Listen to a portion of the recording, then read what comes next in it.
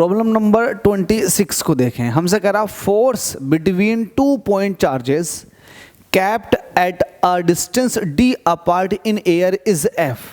तो ये मैं बना देता हूँ चित्र के दो चार्ज हैं, हवा के अंदर रखे हुए हैं, d डिस्टेंस अपार्ट हैं, इनके बीच लगने वाला फोर्स जो है वो f है। कितना है? f है। अगर ये चार्ज q1 है तो लेट अस सपोज कि ये चार्ज q2 है। ये पहले सिनेरियो के अंदर है। हमसे कह रहा इफ दीज चार्जेस, इन चार्जेस को आप उठा कर लेकर आए, are kept at the same distance, ये डिस्टेंस भी यही है लेकिन आपने अब इनको पानी के अंदर ले गए, इन दोनों चार्जेस को इतनी ही डिस्टेंस पर पानी के अंदर ले गए। हमसे कह रहा how does electric force between them change. अब बताओ इनके बीच में लगने वाला इलेक्ट्रिक फोर्स किस तरह से चेंज होगा। तो आपको ये पता होना चाहिए। यहाँ पर लिख देते हैं आंसर। आप कहेंगे फॉर वाटर, ये आपको पता होना चाहिए कि जो होता है पानी के लिए ये 80 होता है। कि कितना होता है? 80 होता है।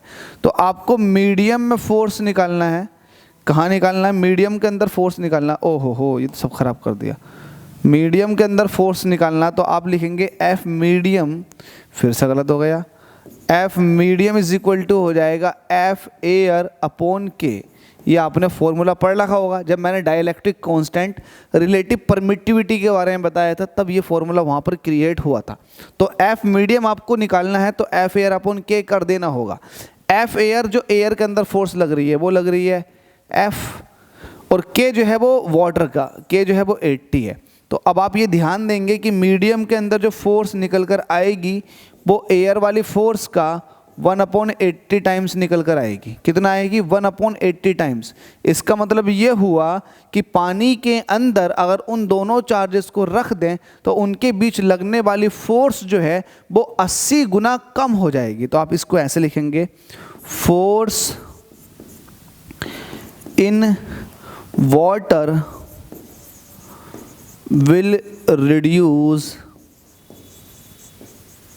reduces by 80 times. 80 गुना कम हो जाएगी फोर्स। क्यों? क्योंकि जो वाटर का डाइलेक्ट्रिक कांस्टेंट है वो 80 है। दैट्स वाई जितने गुना डाइलेक्ट्रिक कांस्टेंट होता है उतने गुना फोर्स कम हो जाती है। यही रीज़न है कि अगर आप नमक को हवा के अंदर देखोगे तो बहुत ही ज़्यादा टाइटली बाउंडेड रहता है, लेकिन जैसे ही पानी के अंदर डालते हैं तो नमक घुल जाता है। क्यों घुल जाता है? क्योंकि जो पानी का डाइलेक्ट्रिक कांस्टेंट है वो बहुत ज़्यादा है, जिसकी वजह से नमक के अंदर सोडियम और क्लोराइड जो आयन्स हैं उनके बीच लगने वाली फोर्स बहुत कम हो जाती है। वो ये रीज़न है। ये क्वेश्चन पूछा जा चुका है, पूछा जाता रहेगा। Thank you.